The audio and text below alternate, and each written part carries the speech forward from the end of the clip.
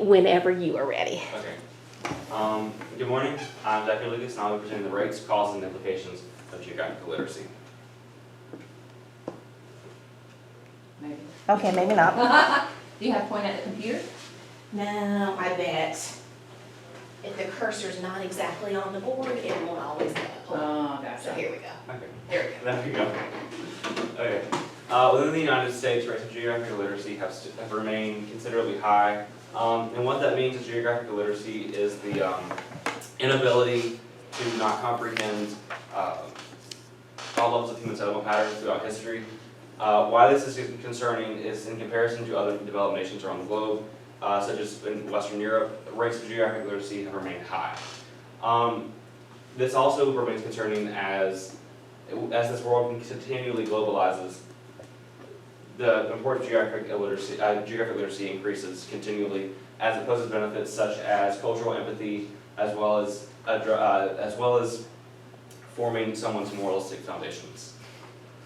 When addressing the problem of geographic literacy, you must first look at the causes. The four main causes of geographic literacy are mostly attributed to a lack of education, a teacher's geographic influence on a student's knowledge of geography, external factors of influence, and a general lack of interest. With a lack of education, simply stating if a student has never been taught the subject, how would someone expect them to perform well on a test or anything within that realm of knowledge? With a teacher's geographic influencing the students, if a teacher themselves does not have a good grasp of geography, how would you expect them to influence the students to have a good level of geography, as it can make that student more lenient to go into the subject itself? Was simply stating that if geographically illiterate teachers produce more geographically illiterate students. Within external factors, parents or any external factor in a child's life maybe would not have stressed the importance of it, never really sparking the interest in the child to look into geography itself, which would then hinder that child in regards to geography itself because they would never want to take an interest and look into it. The final factor is a lack of interest in general. If a child is not interested in geography itself, then why are they going to look into the subject at all? Which would then result in rates of geographic illiteracy. Why geographic literacy is important is because with globalization, it poses many benefits within many developmental benefits. Two of those being the formation of a moralistic foundation, as well as the formation of a cultural empathy. If a student knows about a different culture and a different country, they're more likely to look into it, reducing the rates of prejudice and more or less ignorance on cultures around the world, which would then make them more culturally empathetic and understanding of another's culture. Another positive benefit of geography is that if a student knows about a country itself, when it comes to like current events and they hear about that country in the news, they're more likely to research that and look into it itself. Solutions that have, moving on to solutions, sorry. Solutions around the world that have been implemented in Egypt, many universities recognize that geographic literacy was quite prominent throughout the students, so they began implementing many geography classes, which has then increased the rates of collegiate students graduating with levels of geographic literacy. In Zimbabwe, to address the rates of geographical literacy within many rural communities, they began an online distance learning program in order to increase not just rates of geographic literacy, but literacy itself with an emphasis more on geography for those children to get a better feel of the outside world other than something that was a small collective village from where they're from. Within Germany, which is probably the most viable solution, they implemented geography into its primary education system, producing a whole new generation of geographically literate students.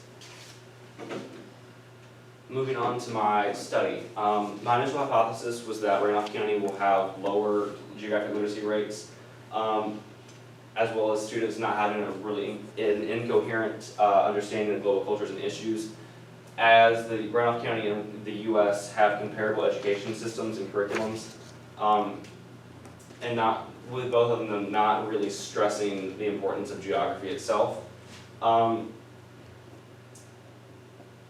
The implications could also be comparable as well with as I've already previously stated, where if a child's never taught it, they're not gonna learn it, more or less.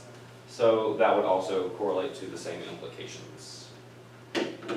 My methods for the study was administered to 6 out of the 7 schools under the Randolph County School Systems Administration. Those being Southwest Randolph High School, Eastern Randolph High School, Random High School, Providence Grove High School, Trinity High School, and Whitmore High School. The early college in Randolph County was not part of the study, as they don't have necessarily comparable curriculums to the ones presented in the rest of the public schools. But the study itself was split into 2 parts. One was the geographic literacy test, which was administered in person within a few select social studies classes in Southwestern Randolph High School. They were aimed to test the students' knowledge of geography itself, if they can identify a country, as well as identifying country types such as the microstates or macronations, as well as looking at linguistic geography, cultural understanding, and current events.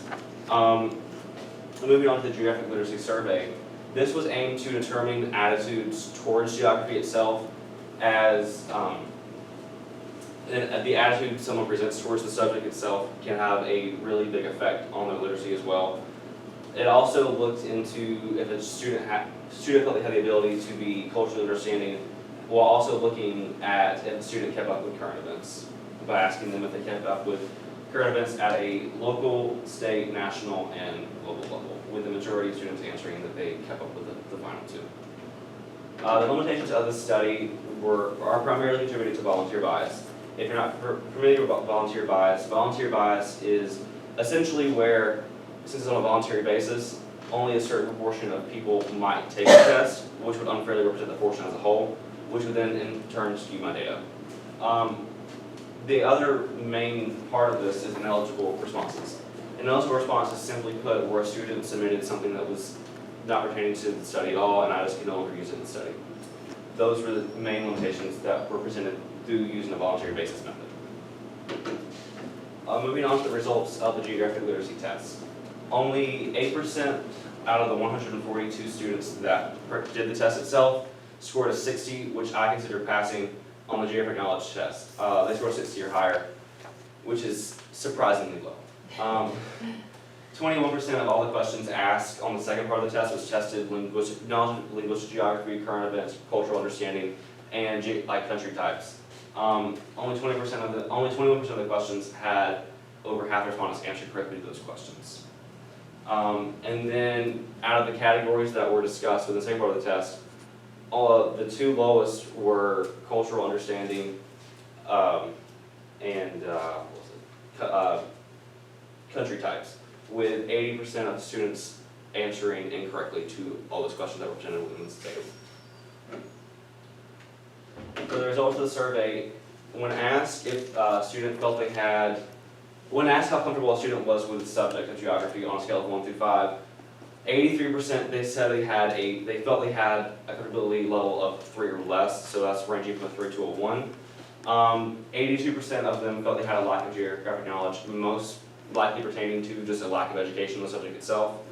And then 67% felt that they had a lack of interest in the subject was the main reasoning behind there. So those are the 2 causes that will be presented within the study, that were found in the study to be the main causes behind geographic illiteracy in Randolph County. And then moving on to the analysis of the study. The results were quite similar to my initial hypothesis. The majority of the students were geographically illiterate, to simply state it. And the causes that were mostly found within the survey were a lack of interest in the study, as well as a lack of education. As going back to the first part of my presentation, if a student has never been taught it, they're not going to learn it. They're not going to have any knowledge on it at all. And if they don't have an interest in the subject itself, then what's making them want to learn the subject itself? So in the end, my initial hypothesis was then proven correct. Moving on to the implications. Due to the fact that the majority of students at Southwestern Randolph High School were geographically illiterate, the implications that then come along with it that were presented through the study, such as the test, presented that they have a lack of knowledge in current events. This was conveyed in both the survey as well as the test. they have a lack of knowledge in regards to geography in the literal sense, as the first part of the test looked at whether a student could identify a country on a map.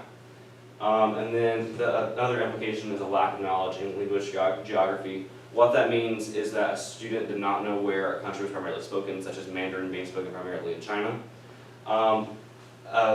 Fourth implication was a lack of understanding of other global cultures. This was just simply asking commonly known facts about their cultures, such as which cultures use their hands to eat, such as like in India or African cultures. And finally, it was identified that they generally had a different attitude toward geography itself. Within the study, many students just felt that they haven't taken interest in the subject, which would then correlate to an indifference towards it itself, not as they don't understand the importance of geography itself. Moving on to future research. Future research can look into moralistic formation, as I didn't really dive into that as much as I had wanted to. What that means is that the researchers could more or less look into whether or not certain parts of a person's personality and brain are affected by the level of geographic literacy they have. As previously stated within the presentation, that it does affect someone's cultural empathy and empathy in general, as if you have a knowledge of somebody else, you're more likely to be understanding of them. Someone could also dive further deeper in this to look at maybe if what sort of like political spectrum you fall on, to see if like geographic literacy means you lean more towards certain economic ideals or certain political ideals. There's a lot you can do with that one if you wanted to. You could also expand this to like a national level to figure out the geographic literacy level at a national or even state scale if you wanted to, which would then essentially, you could essentially use my exact study for that, just at a larger scale. I think I had one more on here. Yeah. They could also look into solutions that would become more viable, such as the ones that were previously discussed in Egypt, Zimbabwe, and Germany, and see what could be implemented not only in Randolph County, but in the U.S. as a whole, in order to increase geographic literacy levels across the board. In conclusion of the study, it can be determined that geographic literacy rates within Southwest Randolph High School are the same as the U.S., which are predominantly lower than the global average, especially within like Western Europe. The main causes of this contributing to a lack of education on the subject itself, as well as just a lack of interest, with the implications pertaining to a lack of knowledge across the board itself for geography. Thank you. All right, You did. good job. Ms. Cutler is going to ask you your first question. Okay. So how did your initial exploration of the scholarly conversation lead to your final research question or project goal? Can you repeat the Yes, question, I please? sure Sorry. can. Yeah. Yeah. So how did your initial exploration of the scholarly conversation lead you to your final research question? Many of the surveys and studies that I went through more or less wanted to just find the geographic literacy rate in general. Well, I more or less took that and I wanted to find that as well, but I also wanted to look at some of the other ideas that were addressed in some of the studies, such as the implications and the causes of it itself, instead of just solely getting just a statistical number. I wanted to look at a further in-depth perspective of geography, instead of just looking at, well, people are geographically literate, as is quite known. I wanted to look at, well, what's causing this and how is that affecting them in the long term. Thank you.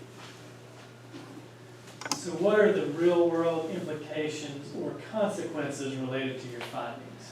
Well, as previously stated within the presentation, it would just generally be a lack of knowledge in geography itself, which could then hinder someone when it comes to cultural empathy and understanding another person's culture, as well as limiting them in what they're willing to do with the subject itself. All right, and if you could revisit your research process, what would you do differently and why? I think I would definitely dive deeper into how it forms some moralistic foundations, just because that's really interesting to me, just to see how a subject itself can help someone form into a person and shape a personality in general, instead of just being seen as just a subject itself, instead of not really being seen as it affecting somebody in the way that it actually does. All right, good job.